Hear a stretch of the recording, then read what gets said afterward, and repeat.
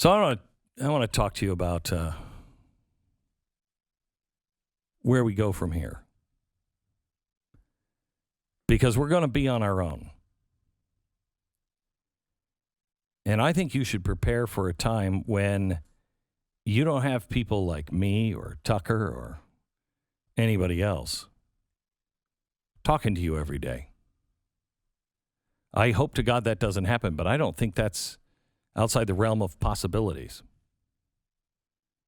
I was talking to Vinny Pinn today from WELI, and he said, I heard somebody talking about a speech you gave to the radio industry where you said that if Biden wins, the talk radio in particular is going to come under attack, and it is possibly going to be lost.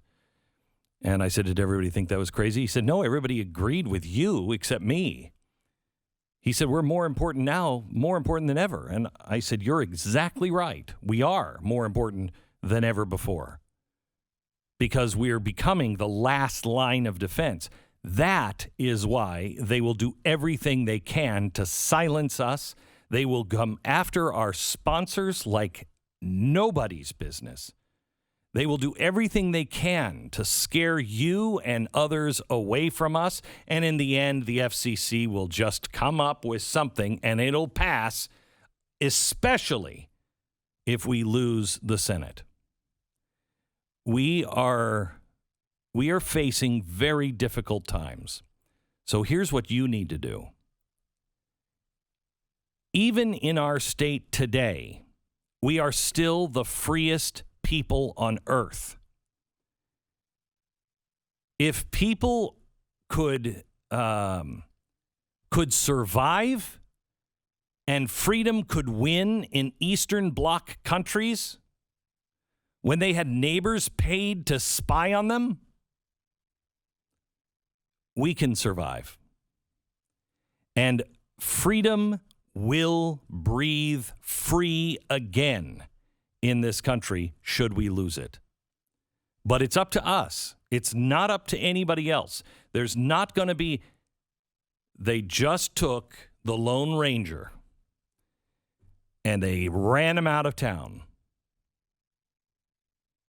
So when that happens, it's the townsfolk that have to stand. And I tell you, I'm not sitting down. My sister wrote to me last night. She said, I'm afraid I won't have the courage that I need when the time comes. That's a good fear to have. Because those who say, I'm not afraid of it, you haven't meant you. Let me quote Yoda. You will be. You haven't taken it seriously enough. You have to think the unthinkable. Because quite frankly, the world we're living in now, the America that we're living in today, I told you last summer, you're not going to recognize your country this summer. It's going to be a moonscape next summer compared to where we are now. It's going in the wrong direction.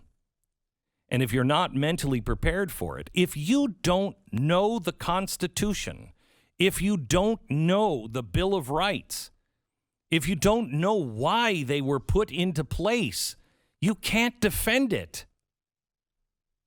We need we need an enlightenment. We need a great awakening. But what we need also is a great awakening to those basic principles that have always made us America, so it can be articulated by every man, woman, and child who's standing for the Constitution. I want you to use Thanksgiving as a time to talk to your family. This is a turning point in our nation. Who will you be? How will the world remember this generation of Americans?